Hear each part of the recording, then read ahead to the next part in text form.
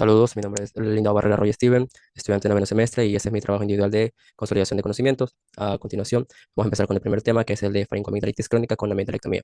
Generalmente, la faringoamigdalitis crónica es una inflamación, como su nombre lo dice, persistente, de larga data y recurrente de las amígdalas palatinas, como también de la faringe. Generalmente, acontece a consecuencia de infecciones recurrentes, generalmente bacterianas. Como las más frecuentes tenemos la infección por Streptococcus pyogenes. ¿Cuáles son unas de las repercusiones que tiene? Como son infecciones a repetición, estas tienden a generar un tipo de inflamación que, como sucede en varios episodios repetidos, se acontece una inflamación crónica.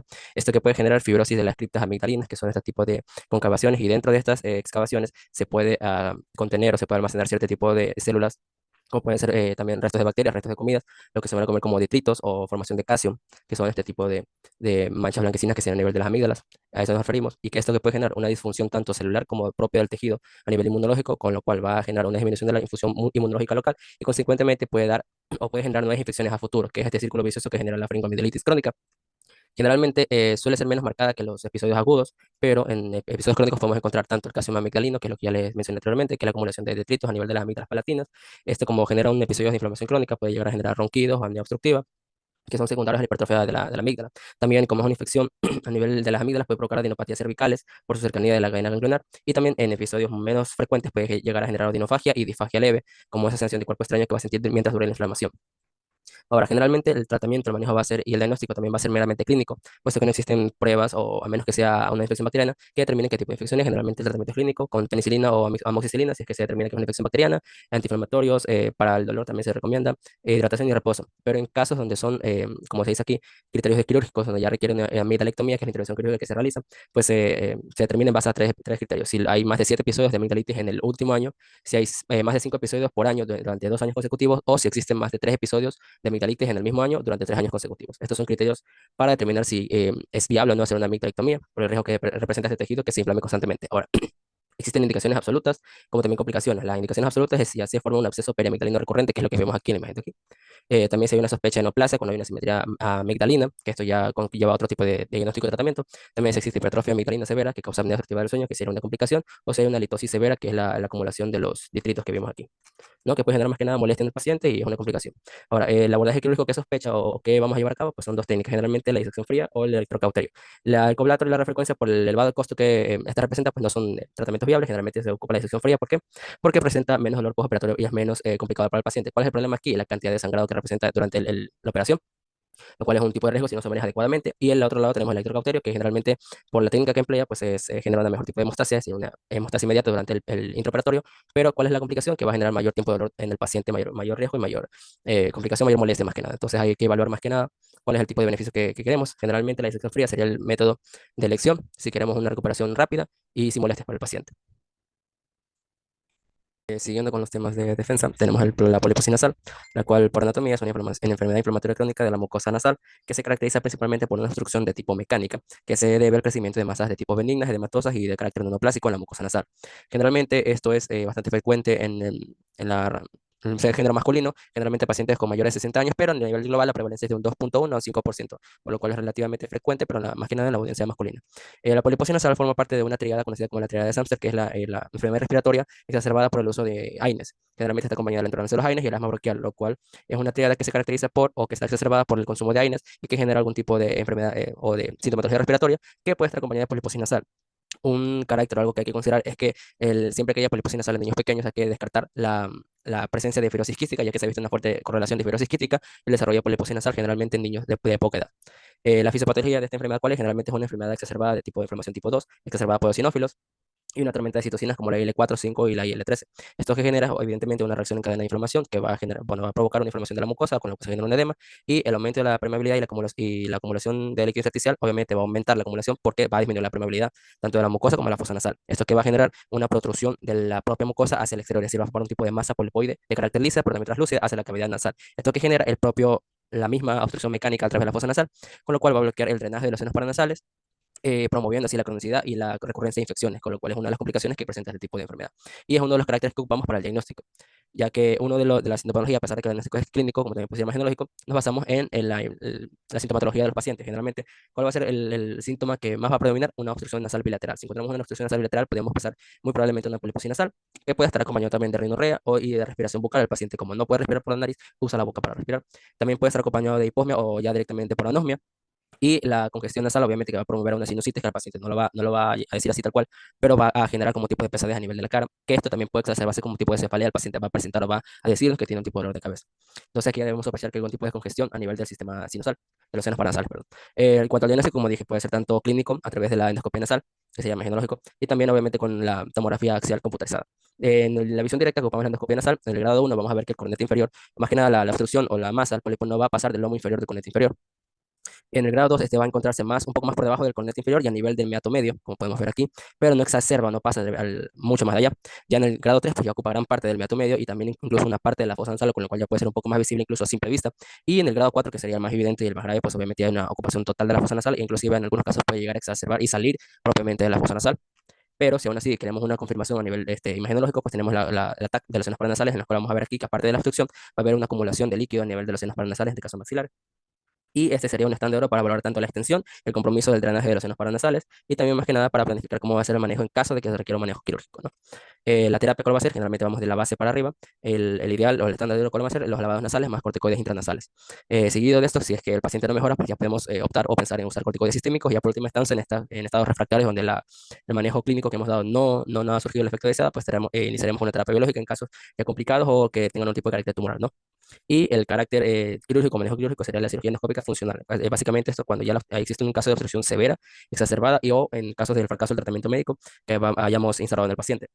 Hay que recalcar que esto va a reciclar el tejido obstructivo para restaurar la ventilación y el drenaje sinusal. ¿Esto qué quiere decir? Que eliminamos la causa mecánica de la obstrucción. Obviamente mejoramos el drenaje a nivel del sistema paranasal. Sin embargo, la cirugía obviamente elimina el carácter mecánico obstructivo, pero no elimina el carácter de la inflamación, el tipo de inflamación que es esta enfermedad, por lo cual hay que seguir con el tratamiento médico de los corticoides intranasales. Siguiendo con el tercer tema, en este caso hablamos sobre la otitis media aguda, también conocido como OMA, la cual es una infección aguda del oído medio. Generalmente está relacionada con una infección de las vías respiratorias altas, que sube a la comunicación a través de la trompa de Eustaquio y genera un tipo de inflamación, o más bien de sobreagregación bacteriana, por una acumulación de líquidos por la propia infección respiratoria alta. Ahora, hay que aclarar que este es más probable que acontezca en niños, generalmente niños menores de 2 años, porque generalmente por la anatomía propia de la trompa de Eustaquio, la cual sabemos que en niños es mucho más horizontal y a la vez más corta. Esta horizontalidad, perdón, genera que el drenaje que se da a través de la trompa eustáquea sea un poco más dificultoso que lo que sucede en adultos, que esta es un poco más larga y también eh, un poco más vertical, con lo cual facilita el drenaje. Entonces, generalmente es por esta razón por la cual es mucho más frecuente en niños. Y esta va a ser como dije antes, una infección aguda del oído medio con presencia de líquido inflamatorio que se caracteriza por un inicio súbito, secundario a una disfunción tubárica por la propia infección de la vía respiratoria alta. Ahora, generalmente el desencadenante, como dije antes, va a ser un tipo de infección respiratoria, que generalmente va a ser de tipo viral. El más frecuente es el virus respiratorio en niños. Esto que va a generar una disfunción y cierre de la trompa de Eustaquio, con lo cual se va a bloquear el drenaje de la cavidad timpánica. Y esto que genera como un tipo de olla de presión. Mientras más líquido se va acumulando, porque la trompa de Eustaquio tiene esa capacidad, más se va acumulando líquido dentro de la cavidad timpánica, con lo cual va a generar muchísimo más presión, más líquido, y ese líquido, como no se drena, va a generar una sobreagregación bacteriana, como un cultivo de bacterias básicamente, y esto que va a generar el típico dolor que el cual va a presentar al niño, que va a ser irritable, ya lo vamos a ver más adelante. Van a haber una proliferación bacteriana y esto que va a generar una inflamación severa más un aumento de presión, en que se va a caracterizar un dolor intenso y un movimiento timpánico, lo cual también se va a ver en el examen físico que le realizamos al niño. Generalmente, como la infección va a ser de tipo bacteriana, los gérmenes, bueno, generalmente el primer tipo de infección va a ser viral. Cuando sobrepasa un tipo de infección que es tipo bacteriana, los organismos que son más predisponentes a causarlo son la Streptococcus pneumoniae, seguido de la Haemophilus influenzae no tipificable, que va a ser no tipificable, y de la Moraxella catarrhalis. En menor proporción también se vamos a encontrar el Streptococcus pyogenes y el Staphylococcus aureus. Sin embargo, estos son casos muy excepcionales, pero pueden acontecer. Ahora, ¿cómo se va a presentar el niño al cual vamos a atender? Pues generalmente va a ser como un niño menor de 2 años, va a ser un lactante, con un llanto inconsolable, de fiebre, irritable y también rechazo a la ingesta. El síntoma clave y el principal, ¿cuál va a ser? La otalgia intensa. Generalmente va a ser de inicio agudo, con lo cual el niño va a estar bastante irritable, generalmente va a rechazar todo cualquier tipo de examinación, con lo cual hay que ser bastante cuidadoso. También puede presentar fiebre y hipoacusia conductiva, que generalmente por la obstrucción mecánica que acontece a nivel del oído medio. Ahora, la otorrea es un tema bastante complicado porque puede indicar perforación espontánea de la membrana timpánica, con lo cual si el infante de repente ya no siente dolor, no es que específicamente significa un síntoma de alivio inmediato, sino que puede indicar que quizás se perforó la membrana timpánica, con lo cual habría que examinarlo. Ahora, ¿cuáles son los hallazgos que vamos a encontrar en el examen físico? Generalmente lo que se ve aquí es un abombamiento de la membrana timpánica, lo cual va a ser eritematosa. antes de que esta se perfore, con lo cual tenemos un tiempo relativamente corto para actuar. Ahora, esta puede estar eritematosa, como también puede estar con una movilidad disminuida, que generalmente vamos a verlo en la otoscopia neumática, que es el gol estándar para poder evaluar la movilidad de la membrana tempánica, o también podemos encontrar un derrame o líquido a través de la membrana tempánica, que nos indicaría más que nada una proliferación bacteriana. Ahora, ¿cómo realizamos el manejo médico? Pues generalmente, si confirmamos a la clínica a través de la infección de la otitis media aguda, pues hay que valorar si el paciente es menor de 2 años o no. Si es un paciente menor de 2 años, generalmente se recomienda el tratamiento antibiótico inmediato. Si no lo es, hay que evaluar si el paciente tiene síntomas severos. ¿Por qué? Porque generalmente si hay una observación de 48 a 72 horas, en caso de que no tenga síntomas severos como fiebre alta, otra intensa o factores de riesgo, pues hay que tener un manejo expectante y esperar 48 a 72 horas. Si después de ese tiempo, solamente con la terapia para tratar la fiebre y el dolor no mejora, pues hay que instalar los antibióticos. Pero si el paciente presenta esos síntomas severos, también instalamos el tratamiento antibiótico inmediato, que generalmente que va a consistir en la administración de amoxicilina. Esto como primera lección, y si el paciente no tiene factores de riesgo. Si la otitis media aguda ya pasa un poco más complicada, una otitis media aguda grave, o en pacientes menores de 6 meses, hay que instalar, o pacientes complicados, amoxicilina más ácido clavulánico. Y como dije antes, el manejo del dolor y la fiebre son independientemente del estado del paciente porque son síntomas que hay que tratarlos sí o sí. Ahora, ¿qué complicaciones puede traer si no se trata de esta otitis media aguda? Pues la principal puede ser la perforación timpánica, con lo cual ya hay que tener un manejo un poco más quirúrgico y cuidadoso del paciente. También por la cercanía y un tipo de infección por continuidad sería la mastoiditis aguda, por la combinación con los senos paranasales y también un tipo de neuropatía como una meningitis o un absceso cerebral, como dije antes, por continuidad, o también una otitis media con derrame persistente o laberintitis también que se conoce. Siguiendo con el tema de otitis externa difusa, vamos a caracterizar que esta es una inflamación tanto de la piel del conducto auditivo externo, que puede estar afectado tanto las barreras protectoras como también a nivel de la mucosa, perdón, de la epidermis del tejido del conducto auditivo externo. Generalmente está caracterizada por una inflamación aguda y edema del todo el conducto auditivo externo, pero que no llega a afectar la membrana tempánica ni mucho menos la cavidad tempánica. Únicamente se limita en primera instancia al conducto auditivo externo, es decir, el oído externo. ¿Cómo es la fisiopatología? También se conoce esta enfermedad o esta otitis externa como el oído del nadador, generalmente por la correlación que tiene la prolongación continua del agua del conducto auditivo externo. Generalmente, en un principio, la barrera protectora de la epidermis del conducto auditivo externo está intacta. El epitelio y el cerumen, que son las barreras protectoras, pues están intactos, tienen un pH ácido y actúan como una barrera protectora hidrófoba. ¿Qué sucede? Que por a través del proceso de maceración, que es que los óleos, que sería el cerumen, pues con el contacto prolongado del agua, se quita esta barrera protectora o también por el trauma mecánico del paciente o de las personas que se manipulan el conducto auditivo externo, ya sea con cotonetes, los dedos, con otros materiales que no son adecuados, etcétera, provocan una disrupción de esta barrera protectora y también de la protección propia del cuerpo a agentes externos. Entonces deja la barrera o el conducto digestivo externo lo deja básicamente indefenso, con lo cual promueve la proliferación de bacterias, o también ya sea por la propia maceración de la exposición prolongada al agua, una alcalinización del medio del conducto auditivo y una colonización microbiana posterior que puede ser bastante rápida, que puede generar un tipo de respuesta inflamatoria que sería un tipo de celulitis. Ahora, la etiología, ¿cuáles son los agentes causales que más van a causar este tipo de proliferación bacteriana que se aproveche de esta predisposición del paciente? Pues van a ser principalmente la pseudomonas aeruginosa de tipo bacteriano o también por contacto con la piel, la Staphylococcus aureus. Generalmente varía de un 20 a un 40%. Y en casos raros también puede haber un tipo de proliferación fúngica, como puede ser por el aspergillus o la candida albicans, pero esto suele ser muy poco probable, sin embargo, pueden acontecer. ¿Cuál va a ser la manifestación clínica y por lo cual se puede confundir un poco con una otitis media aguda? Va a ser la otalgia intensa. Pero, ¿qué es lo que puede a la vez identificarlo de una otitis externa? Pues es que esta otalgia se va a exacerbar cuando manipulamos más que nada el pabellón auricular, como puede ser a nivel del trago, o también cuando traccionamos el oído hacia afuera, esto va a predisponer el dolor del oído, el paciente lo va a manifestar también, que puede diferenciar un poco que la presencia de prurito, que va a estar en el conducto auditivo externo, el paciente va a manifestar la sensación de picor, por lo cual es otra característica que podemos diferenciar de una otitis media. También la sensación de un oído tapado, lo cual nos indica que puede haber un tipo de afectación de la membrana timpánica, pero no es tal cual, aunque esta puede verse, se mantiene íntegra en este tipo de patología. También la hipoacusia de conductiva por obstrucción, también ¿por qué? Porque también existe una secreción de material purulento que se puede llegar a ver y puede llegar a confundirnos. Sin embargo, el examen físico nos va a decir si es una otitis media o una otitis externa. Y también el dolor mandibular referido, que es por la cercanía con la parte que está pues, lesionada, ¿no?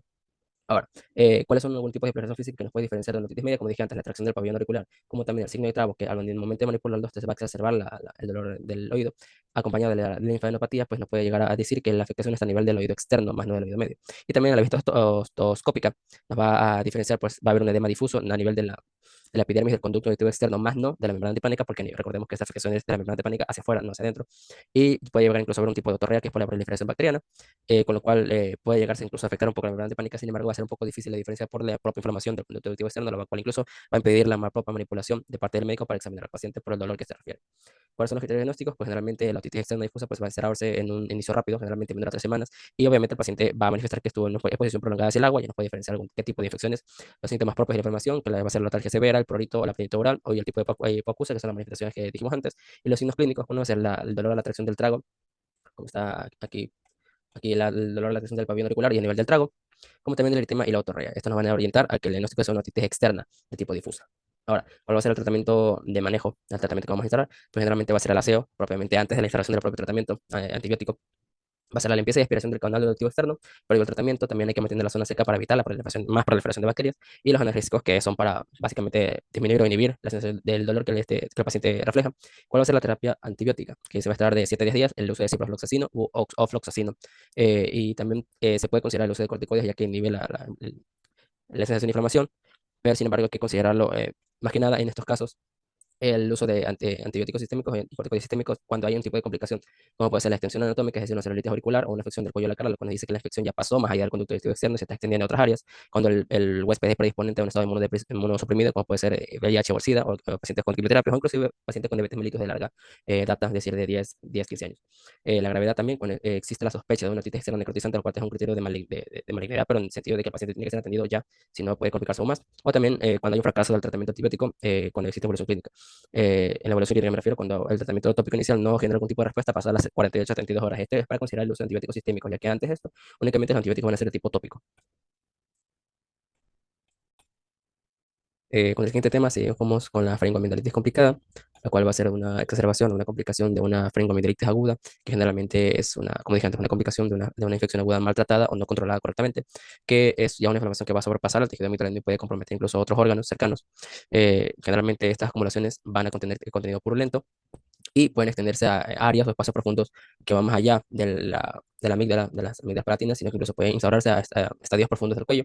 Este es de importante manejo y es vitable, o viable, perdón, que se maneje rápidamente cuando presenta complicaciones como puede ser compromiso de la vía aérea o diseminación sistémica. ¿Por qué? Porque se pone en peligro la vida del paciente. Y como es una exacerbación o una complicación de una faringomitis aguda, los agentes causales van a ser los mismos. El Streptococcus en menor medida también el Staphylococcus aureus, pero también puede ser infecciones polimicrobianas o por agentes anaerobios. Ahora, los abscesos que pueden generarse, que la complicación más preocupante va a ser el absceso periamigdalino. La ubicación son tres: periamigdalino, que va a ser entre el espacio periamigdalino y el músculo constrictor superior, que es el más frecuente, y el de mejor manejo también tenemos el absceso parafaringeo, que va a estarse lateralmente con relación a la faringe o orofaringe, y el más preocupante o el que presenta mayor riesgo es el retrofaringeo, ya que va a estar en un espacio más profundo y más cercano a lo que es a nivel de la vía aérea superior, por lo cual si hay una exacerbación o una inflamación diseminada, pues este puede llegar a comprometer la vía aérea y consecuentemente la vida del paciente, por lo cual es el de mayor riesgo y el de que hay que manejarse más rápidamente. La presentación clínica, ¿cuál va a ser? Generalmente el paciente va a presentar fiebre elevada, disfagia severa, cialorrea, el dolor cervical y halitosis, que son las complicaciones o las presentaciones que encontramos en una faringoamigdalitis aguda frecuente. Pero ¿cuáles son los signos de alarma que puede llegar a presentar el paciente que quiere decir que tenemos que atenderlo ya? El trismo, ¿cuál va a ser la incapacidad propia del paciente para poder abrir la boca en toda su extensión? Porque hay una obstrucción mecánica que le impide abrir la boca precisamente. También la voz del paciente va a ser como, se conoce como tipo de papa caliente. O sea, el paciente tiene una voz apagada, bastante disminuida por la propia la obstrucción mecánica que confiere el absceso piramidalino, y también va a llegar a presentar dificultad respiratoria o rigidez cervical cuando hay una infección de continuidad, lo cual nos indica que el paciente ya tiene una infección de tipo crónico y grave, por lo cual hay que hospitalizarlo y atenderlo como requiere. Ahora, la triada que es altamente sugestiva de esto, ¿cuál va a ser? Un trismus, sin la capacidad para abrir la boca, la voz de papa caliente y la desviación ovular, que es lo que vemos aquí, que es por la propia alteración del absceso piramidalino, que como genera un tipo de efecto de masa, desvía la óvula hacia el lado sano. Ahora, ¿cuál va a ser el abordaje diagnóstico? Generalmente va a ser clínico, porque puesto es una faringomitis aguda, el diagnóstico es clínico.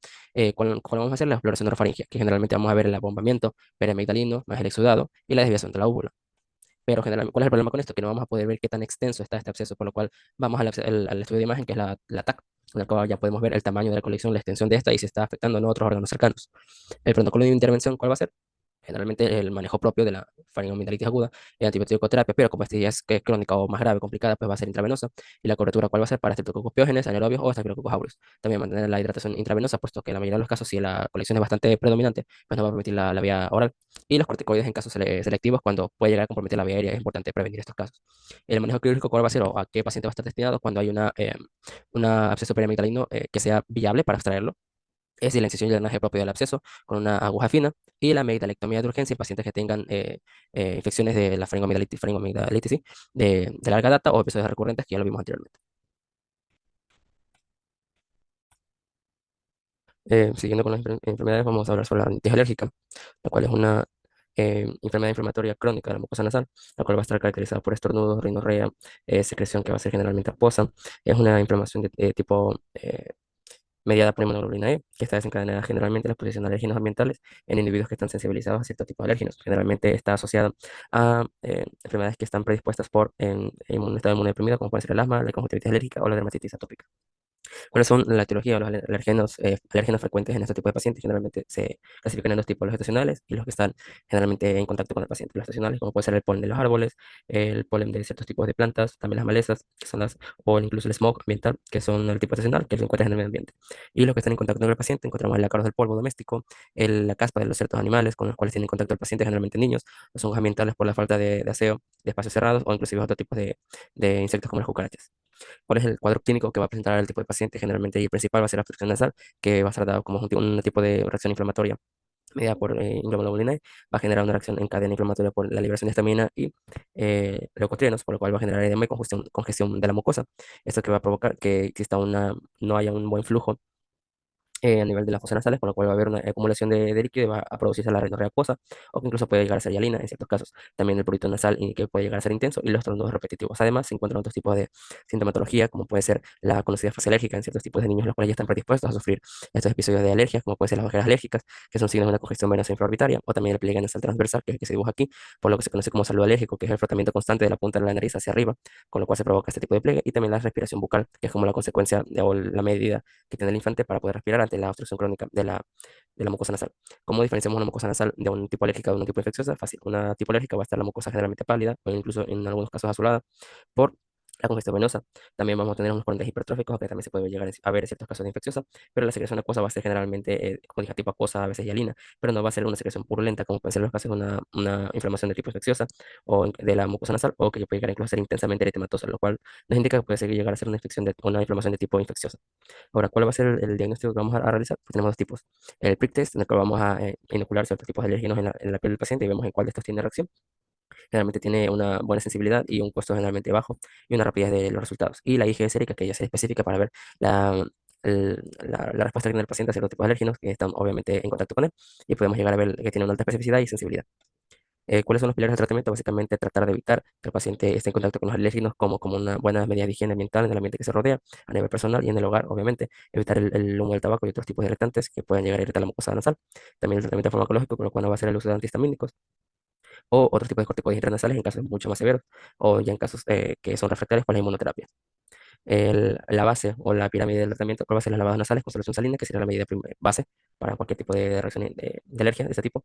En casos leves ya usamos los antihistamínicos como la cetiricina o la loratadina, en casos que generalmente la mayoría de los casos resuelven con esto, pero en casos que son recurrentes o que están en contacto exposición con los alérgenos, tenemos los corticoides intranasales y en casos mucho más graves, pues vamos una combinación de estos, los corticoides intranasales más los antihistamínicos y la implementación de antilocotrinas como el Montelukast.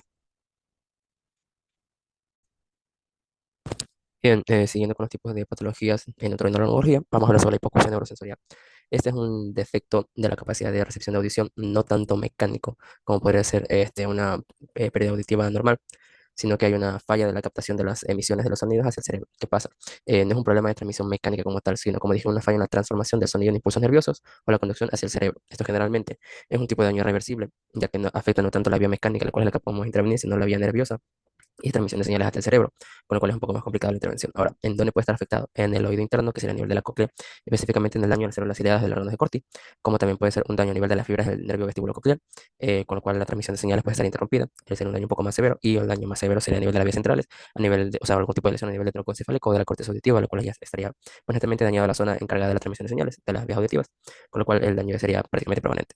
Ahora, ¿cuál es la etiología de este tipo de pérdida de la percepción del sonido? El neurosensorial va de tres tipos. El degenerativo y crónico, que sería el que está acompañado de la edad, y será la presbiacusia, que sería la pérdida auditiva fisiológica con el paso de los años, específicamente pacientes adultos mayores, o un trauma acústico, que sería el trauma añadido al estar en contacto con un ambiente de alta intensidad en temas de sonido. Es decir, una exposición crónica de ruidos intensos. Ahora, el infeccioso de tipo tóxico es el que está asociado a un tipo de infección que puede llegar a afectar el oído interno o las vías auditivas, como pueden ser las paperas, sarampión o la exposición al citomegalovirus.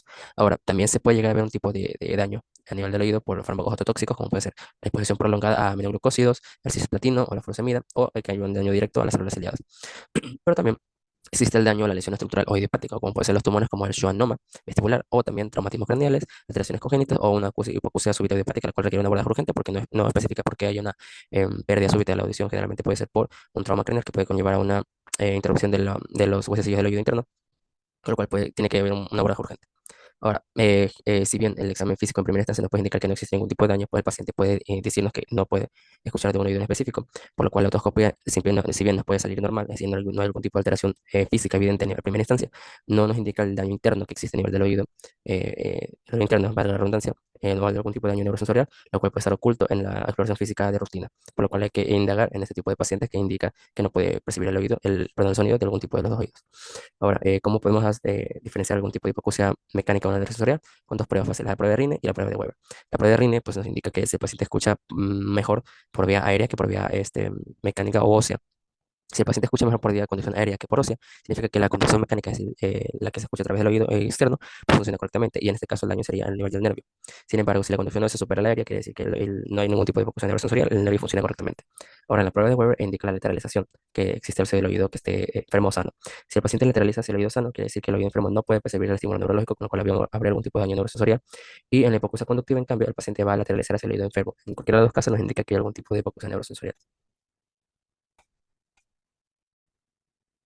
Ahora, siguiendo con el diagnóstico de hipoacusia neurosensorial, hay que recalcar que la hipoacusia neurosensorial no es una disminución no auditiva por lesión del oído interno, porque puede ser por tres partes: el oído interno a nivel de la cóclea, a nivel del nervio vestibulocochlear o de la vía central a nivel troncefálico.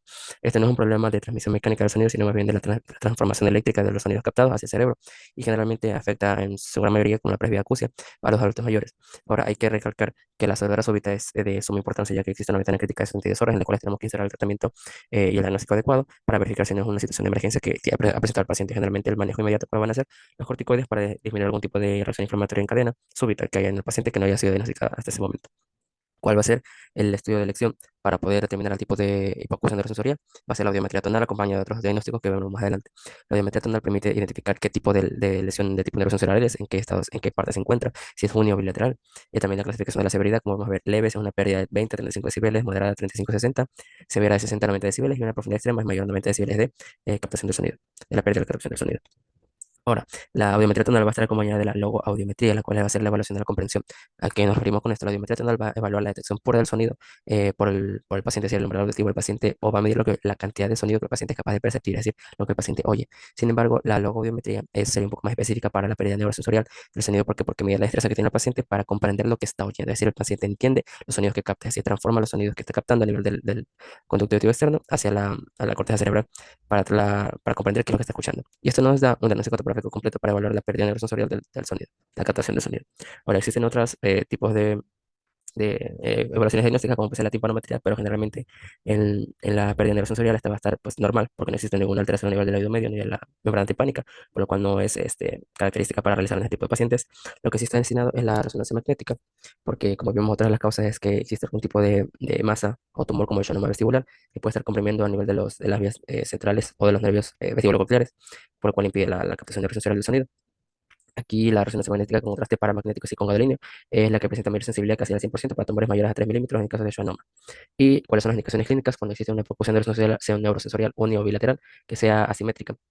Una hipoacusia de instalación súbita, que se acompaña de síntomas neurológicos que se ven en la examinación física del paciente, o presencia de tinnitus unilateral o cuadros de vértigo asociados. Estas serán las indicaciones para poder realizar una resonancia magnética en pacientes con pérdida de audición neurosensorial. En cuanto al diagnóstico. Ahora, en cuanto al tratamiento de la hipoacusia neurosensorial, tenemos que recordar la topografía del daño auditivo, lo cual puede estar en tres partes: a nivel de la hipoacusia coclear, que sería una de las más frecuentes, que es un daño directo en el oído interno, es decir, las células ciliadas, que se encargan de la transmisión del sonido. También la hipoacusia retrococlear, que sería a nivel del nervio vestibulococlear, que es la transmisión desde el oído interno hacia el sistema nervioso central y la traducción de señales, y netamente una alteración del sistema nervioso central y las vías auditivas superiores. Ahora, considerando lo anteriormente visto con el tema del diagnóstico, pues recordemos que hacemos la audiometría tonal para evaluar la capacidad de percepción del sonido, y la logoaudiometría, que es la capacidad de la comprensión del sonido. Dejando de lado también las emisiones acústicas para mensaje neonatal, y también la resonancia magnética en casos complicados o severos de como el schwannoma vestibular. Ahora, ¿cuál va a ser la primera línea de tratamiento cuando ya se requiere una intervención pues, de personal de salud? El primero va a ser los audífonos, que lo hemos visto muy comunes en población, generalmente a quienes va a estar destinada a pacientes con hipoacusia neurosensorial leve, moderada o severa, dependiendo de cómo sea necesario o cómo se adapte el paciente. Generalmente va a estar destinada a pacientes con hipoacusia leve moderada, que aún conservan cierto tipo de función coclear suficiente para poder transmitir la señal y seguir con la cadena de transmisión de señal de las vías de lo interno. ¿Cuál va a ser el mecanismo de acción? Es que este audífono amplifica las señales emitidas o sea, por el medio externo, acercando al auditivo externo, y aumenta estas señales aprovechando que las células ciliares residuales todavía tienen cierta función dentro de la cóclea. ¿Cuál va a ser uno de los beneficios que presenta este audífono? Pues que hay una mejora inmediata percibida por los pacientes y se adapta en el tema de comprensión del lenguaje y permite una reintegración a la sociedad y también en el campo laboral en adultos.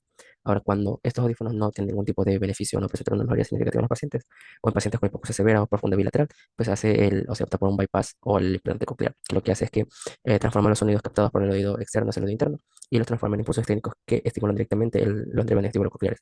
Cabe aclarar que esto únicamente tiene afección a nivel de la cóclea, por lo cual una lesión en los nervios vestibulococleares o directamente al sistema nervioso central pues no tendría mucho efecto. ¿Cuál es el impacto clínico? Pues que existe una recuperación parcial de la pérdida auditiva, pero es bastante útil en estadios tempranos, como decir en los niños que tienen una pérdida pues, de auditismo congénita o en adultos ya avanzados que sufren algún tipo de traumatismo. Ahora, si bien estas son las herramientas que implementamos dependiendo de los casos que tienen los pacientes en periodo auditivo, pues hay que adaptarlos y para esto sí la rehabilitación funcional y la plasticidad, ya sea en el implante o los audífonos, requiere tanto en niños, tiene que ser indispensable de inicio precoz, ya que el cerebro tiene que aprender a decodificar los estímulos eléctricos del implante para transformarlo en lenguaje estructurado, quiere decir, tiene que adaptarse desde muy temprana edad al uso de los audífonos o del implante. En adultos, pues facilita la neuroadaptación de los audífonos o el implante que hayamos usado y ayuda básicamente a la audiometría para poder captar los sonidos y más que nada poder comprender qué es lo que se está transmitiendo hacia el oído interno y poder mejorar así la hipoacusia neurosensorial de los pacientes. Siguiendo con los temas, hablaremos sobre la traqueostomía en la unidad de cuidados intensivos. Este es un procedimiento de tipo quirúrgico que básicamente crea una abertura que puede ser ya sea permanente o temporal según lo requiere el paciente a nivel de la tráquea, lo cual establece una vía aérea artificial directa generalmente cuando el paciente no puede respirar por sí mismo o cuando la vía superior está comprometida por el motivo que sea, se genera una vía artificial de aire para poder permitir que el paciente, la oxigenación del paciente más que nada. Está diseñada principalmente para facilitar el soporte respiratorio a largo plazo, no solamente mantener la oxigenación y el intercambio gaseoso, sino también que obviamente facilita la ventilación mecánica prolongada en pacientes cuando no soportan el destete del ventilador mecánico, por ejemplo. También ayuda a disminuir la resistencia de la vía aérea en pacientes con una intubación orotraqueal prolongada. Y también optimiza el manejo y aspiración de secreciones cuando hay una hipersecreción bronquial en pacientes complicados. Es uno de los beneficios y ventajas que promueve la traqueostomía por encima de la intubación. Como por ejemplo en la intubación orotraqueal prolongada, pues hay una alta resistencia a la vía aérea por la inflamación que supone la instalación de un cuerpo extraño a nivel de la vía superior. También es que la intubación orotraqueal pues, requiere una sedación profunda para un mejor manejo y control. Y también existe un riesgo elevado de lesiones laringeas por presión sostenida, además de otro tipo de riesgos. Los beneficios que ofrece la traqueostomía sobre esta es que disminuye drásticamente la resistencia a la vía aérea, lo que favorece la estética ventilador básicamente porque no existe ningún tipo de trauma a nivel de la vía aérea superior, porque hay una comunicación directa hacia el medio externo. También facilita la aspiración de secreciones y reduce significativamente la necesidad de sedación, puesto que tenemos un acceso directo a nivel de la vía aérea, especialmente a nivel de la tráquea, para la aspiración de secreciones. Y también pues, mejora en cierta parte el confort del paciente, ya que introduce la posibilidad de comunicación temprana con la instalación de cándulas o de válvulas fonatorias, lo que permite la comunicación del paciente y no estar intubado de manera prolongada, ni mucho menos pues, permanente, ¿no? ¿Cuáles son algunas indicaciones en pacientes generalmente que necesitan una ventilación mecánica prolongada, es decir, mayor de 7 a 10 días, generalmente se instala o se piensa en una traqueostomía, o también cuando existe fracaso del este, si el paciente no puede estar sin ventilación mecánica convencional, por lo cual es una de las vías que podemos optar, también cuando existe una obstrucción o bloqueo físico de la vía aérea superior, es decir, a nivel de la orofaringe o la nasofaringe, pues la vía aérea y nivel también de la traqueofaringe, pues la vía aérea superior estaría incomunicada con el medio externo, por lo cual la vía aérea estaría pues obstruida en su totalidad, creamos la vía alterna para poder permitir la oxigenación, ¿verdad? También como una medida de protección en pacientes con estado de alteración del estado de conciencia severa, para evitar más que nada el riesgo de broncoaspiración y también para ayudar al manejo en pacientes con hipersecreción con alteración del estado de conciencia elevado. O también en enfermedades que cursan con insuficiencia respiratoria asociada a insuficiencia neuromuscular. Si bien esto es una intervención tipo quirúrgica, también tiene sus complicaciones tempranas, ya que generalmente, pues en casos extremos, pues es una medida que se requiere extrema y de urgencia que se requiere para salvar la vida del paciente, por lo cual existen complicaciones asociadas a esta, como puede ser la hemorragia, que es la más frecuente, también el neumotórax, por la lesión a nivel de la cúpula pleural, si la incisión no se hace correctamente, que también puede conllevar un enfisema subcutáneo, una lesión de tipo estructural a nivel de la tiroides, o complicaciones propias de la cándula, como una mala posición o desplazamiento accidental de la misma, y también obviamente como una mala riesgo de una mala antisepsia o el riesgo de infección de la cándula misma. Ahora también existen complicaciones tardías asociadas a estas, como puede ser la estenosis traqueal, porque es una manipulación directa a nivel de la tráquea, pues puede generar un tipo de estenosis y complicaciones asociadas a la misma. También una fístula traqueoarterial, que es de las más peligrosas, también un poco frecuente, pero también una muy peligrosa, que hay una fístula básicamente entre la fístula y el tronco brachiocefálico, con lo que habría una comunicación arteriotraqueal y un riesgo de aspiración que provocaría la muerte del paciente. También es una fístula traqueoesofágica que sería básicamente lo mismo, pero con una comunicación de la tráquea con el esófago que aumentaría el riesgo de broncoaspiración y los granulomas, que sería la formación de tejido inflamatorio asociado o relacionado con la punta de la cándula. ¿Cuáles son los criterios de descanulación? Básicamente que el paciente tenga una autonomía ventilatoria, no requiera el ventilador mecánico para poder subsistir. También que tenga el reflejo de protector de la tos y el manejo de secreciones autónoma, con lo cual el paciente tenga una vía libre de oxigenación por su propia cuenta, a pesar de tener la cándula de traqueostomía. El paciente es capaz de subsistir por su propia cuenta, sin la necesidad de un ventilador mecánico que ayude a la oxigenación. Siguiendo con las enfermedades, vamos a hablar sobre la enfermedad de Meniere. Este es un trastorno crónico idiopático del oído interno que básicamente va a afectar el equilibrio y la capacidad de audición en episodios que suelen ser generalmente esporádicos y espontáneos. Eh, ¿Cuál es la teoría, la tetra clásica de inflamación? Generalmente el mecanismo de acción por el cual se va a generar la enfermedad de Meniere es por un hidrops de nivel vestíbulo-coclear, generalmente un hidro perilinfático que va a generar una ruptura de las membranas y va a generar una mezcla de la endolinfa con la perilinfa, lo cual va a generar el vértigo que va a ser de tipo rotatorio, espontáneo y recurrente, que va a manifestar la paciente acompañado de episodios de mareo espontáneos que pueden durar de 20 minutos a 12 horas. También con esta choque que hay de las dos tipos de linfas, pues va a generar un tipo de hipoacusia nervosensorial que va a ser fluctuante y que va a ser previamente de frecuencias bajas en etapas iniciales. También vamos a encontrar los tipos de acúfenos que van a ser un tipo de zumbidos que van a generarse generalmente, generarse principalmente a nivel de las crisis, cuando acompañados del vértigo, y también puede acompañarse de síntomas de plenitud óptica, quiere decir que hay una sensación que puede llegar a ser molestia, depresión o de algún tipo de cuerpo extraño, como si el oído estuviera tapado a nivel del conducto auditivo. Para el criterio diagnóstico tienen que cumplir más de 2 episodios espontáneos de vértigo, que puede, como dije antes, de 20 minutos a 12 horas de duración, una pérdida auditiva sensorial, también síntomas fluctuantes como puede ser pérdida de audición, acúfenos o de plenitud en el oído afectado, y también por criterio de exclusión cuando no hay algún tipo de otra causa que explique los síntomas que presenta el paciente. Si se cumplen los 4 criterios, generalmente ya es un diagnóstico claro de enfermedad de Meniere definitiva. En tema de diagnóstico, ¿cuáles son las pruebas complementarias que vamos a ocupar? Pues la audiometría tonal, que va a permitir detectar la capacidad de audición que percibe el paciente, acompañadas de pruebas visuales, como puede ser la que valora y confirma la alteración de la función vestibular periférica, también pruebas calóricas para determinar el diagnóstico de simetría vestibular, y la resonancia magnética, que está destinada básicamente a otras causas ajenas al oído interno, como puede ser el schwannoma vestibular. Ahora, ¿cuál va a ser el enfoque terapéutico que vamos a instalar? Básicamente va a ser sintomatológico, tratando de disminuir los síntomas incapacitantes de los pacientes de crisis y tratar de disminuir precisamente la frecuencia de las crisis a largo plazo y también de tratar de disminuir la pérdida de la visión progresiva, que puede llegar a ser progresiva. En cuanto a cuáles son las modificaciones del estilo de vida que vamos a instalar, tratar de imponer una dieta hiposódica, porque para tratar de disminuir la probabilidad del hidrox perilinfático y también va a estar acompañado de la restricción estricta de cafeína, el alcohol y el tabaco, y tratar de manejar los niveles de estrés y la ansiedad, que son desencadenantes reconocidos en la enfermedad de Meniere. El tratamiento ya netamente farmacológico, como dije, ¿cuál va a ser? Tratar de mitigar los síntomas inmediatos durante la crisis de los pacientes. Aquí, ¿cuáles vamos a tratar de integrar? Los antieméticos para tratar las náuseas del paciente en los episodios de vértigo, propiamente los antivertiginosos, acompañados como de antihistamínicos vestibulares o las benzodiazepinas. Y como medidas extra, tratar de recomendar al paciente reposo absoluto en la cama e hidratación, siempre y cuando mantenga la dieta hiposódica, aunque a veces también se puede llegar a acompañar de diuréticos como hidrocloroticida y la betahistina, que es un vasodilatador y modulador, que cuál va a ser y tratar de prevenir la recurrencia del hidroxil linfático. Ahora, existe también otras medidas que son en casos que son graves o refractarios, como puede ser el uso de corticoides que van a reducir la inflamación o para llegar a tratar de preservar la audición. Generalmente se presenta en pacientes con pérdida auditiva súbita, por eso que se instauran los corticoides o también el uso de gentamicina. Eh, También existe la cirugía conservadora, que va a ser la descompresión del saco linfático, que básicamente va a tratar de drenar por o de reducir la presión que ejerce el nivel del laberinto del oído interno, sin tratar de destruir tejido funcional, una medida conservadora hasta cierto punto. Pero en pacientes ya con casos severos, incapacitantes o refractarios de episodios de vértigo o de pérdida auditiva neurosensorial progresiva, pues y si confirmamos el hidrox linfático, pues la variantectomía o la neurotomía vestibular, que ya está destinada a este tipo de pacientes en casos severos y bastante graves, que pueden llegar a afectar la capacidad auditiva hasta el punto de ser no recuperable. Finalmente, para finalizar, hablaremos sobre la laringotraqueitis aguda, o mejor conocida como CRUP. Esta es una inflamación netamente localizada a nivel de la laringe, la tráquea, inclusive en algunos casos de los bronquios, exacerbada por una inflamación de tipo infecciosa, especialmente por una infección viral aguda, que puede llegar a ser relativamente grave si no se trata adecuadamente, puesto que el sello de esta va a ser un edema a nivel de la región subglótica, lo cual puede llegar a provocar cierto tipo de obstrucción de la vía aérea superior, provocando una sintomatología característica que veremos más adelante.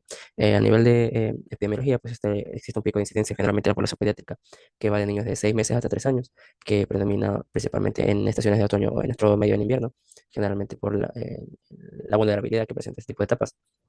Y esta constituye una de las causas más frecuentes de estridor en este grupo etario.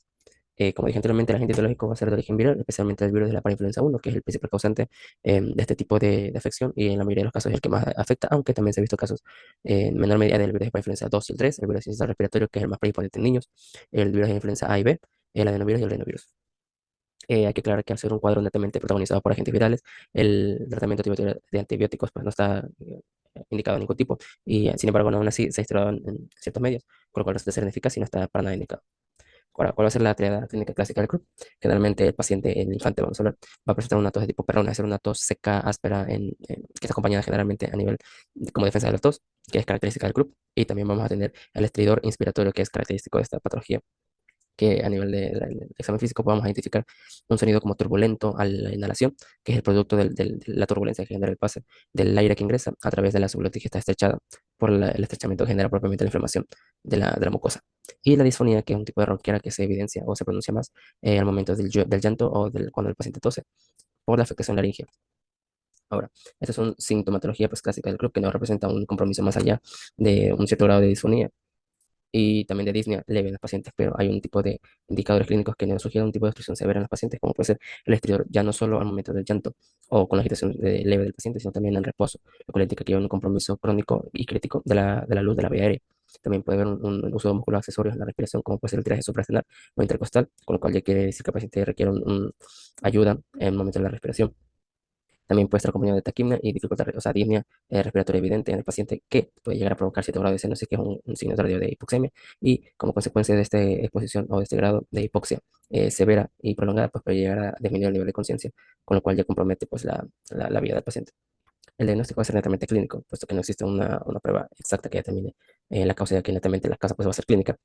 Sin embargo, los estudios de laboratorio como hemograma o los rastreos de fase aguda no son netamente necesarios, puesto que en un examen, en examinación de cuello de rayos X, pues podemos identificar el signo de Steeple sign, o también conocido como el signo de la punta del lápiz, que es esta figura que se dibuja aquí como la finalización de la punta de un lápiz, que por el estrechamiento propio del espacio subglótico y representa pues, la obstrucción de la vía aérea superior.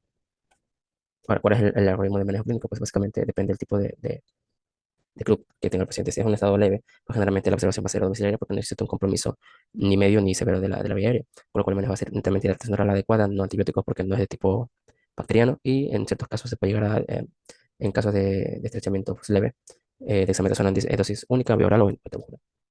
El club moderado pues ya requiere cierto grado de observación hospitalaria e inclusive internar al paciente. Aquí ya se va a manejar el uso de dexametasona más nebulización con adrenalina o en caso de ondansetron, en caso de pacientes con un estilo ya considerado importante. Y en club grave ya sería el club de manejo hospitalario y área de UCI.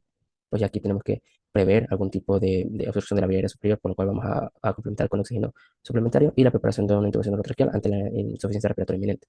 Y en farmacología, pues vamos a usar el uso de dexametasona más corticoide sistémico y sumado a la nebulización con adrenalina inmediata ante el riesgo de una obstrucción subglótica completa de la vía aérea. Ahora, ¿cómo diferenciamos un club de una epiglottitis? Básicamente en la anamnesis que le realizamos al paciente y en la instalación del estado inflamatorio. Pues en el club, el inicio del cuadro va a ser gradual, generalmente en cuestión de días, para hacer una caracterización de infección viral, mientras que la epiglottitis aguda pues, va a ser algo de carácter brusco y fulminante, es decir, algo espontáneo y eso lo vamos a saber al momento de atender al paciente. En la temperatura, pues en el club, como es de carácter viral, pues generalmente va a tener una fiebre baja, la más grave puede llegar a estar moderada, pero no alta, como sucede en la epilepsia aguda. Y el aspecto general del paciente, pues en el club va a estar en un buen estado general, va a estar reactivo hasta cierto punto, mientras no tenga un club severo, con compromiso de la vía aérea y hipoxia, mientras que la epileptitis, pues va como comprometidamente a nivel de la epilotis, puede llegar a cierto grado de angustia y fácil espalda, lo que nos indica que el paciente está con un estado de hipoxia severa, quizás no prolongada, pero sí severa. Y en la postura, pues, en el club, el infante va a ser capaz de toser, puesto que la vía aérea no está completamente obstaculizada. Mientras que en la peritonitis aguda, el paciente no tose porque la vía aérea está completamente cerrada, con lo cual hay que considerar el riesgo de una intubación orotraqueal. No, perdón, una traqueostomía, porque la alerta clínica nos indica que en estado de peritonitis no debemos manipular la vía aérea, porque existe el riesgo de obstrucción completa inmediata de la misma, en el caso de que tratemos de manejarlo por medio de una intubación orotraqueal.